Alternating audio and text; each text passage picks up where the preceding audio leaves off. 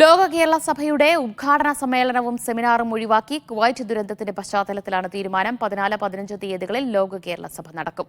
സെയ്ഫ് സെൻലബ്ദീൻ വിവരങ്ങൾ നൽകും. സെയ്ഫ, കുവൈറ്റ് ദുരന്തത്തിന്റെ പശ്ചാത്തലത്തിൽ എന്തൊക്കെ മാറ്റങ്ങളാണ് ലോക കേരള സഭ നടത്തിപ്പിൽ കൊണ്ടുവന്നിട്ടുള്ളത്?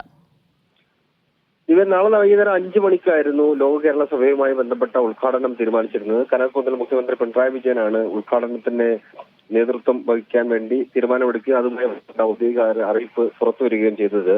എന്നാൽ കുവൈറ്റ് ദുരന്തത്തിന്റെ പശ്ചാത്തലത്തിൽ ഉദ്ഘാടന ചടങ്ങ് വേണ്ട എന്ന തീരുമാനം സംസ്ഥാന സർക്കാർ എടുത്തിട്ടുണ്ട്. അതുപോലെ തന്നെ സെമിനാറും അനുബന്ധ പരിപാടികളും കലാപരിപാടികൾ തീരുമാനിച്ചിട്ടുണ്ടായിരുന്നു. ആ അനുബന്ധ പരിപാടികളും വേണ്ട എന്ന തീരുമാനത്തിലേക്ക് സംസ്ഥാന സർക്കാർ എത്തിച്ചേരുകയാണ്.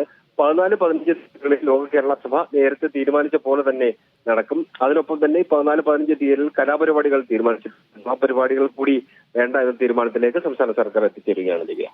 ശരി, കുവൈറ്റ് ദുരന്തത്തിന്റെ പശ്ചാത്തലത്തിലാണ് നാളെ നടക്കാനിരുന്ന ലോക കേരള സഭയുടെ ഉദ്ഘാടന സമ്മേളനം മാറ്റിയിരിക്കുന്നത്. 14-15 തീയതികളിലായി ലോക കേരള സഭ ചേരും. പക്ഷേ മറ്റ് കലാപരിപാടികളോ അതുമായി അനുബന്ധപ്പെട്ട മറ്റ് സെമിനാറുകളോ ഒന്നും തന്നെ ഉണ്ടാകില്ല എന്നാണ് അറിയുന്നത്. സെയ്ഫ് സെൻലബ്ദീനാണ് വിവരങ്ങൾ നൽകിയത്.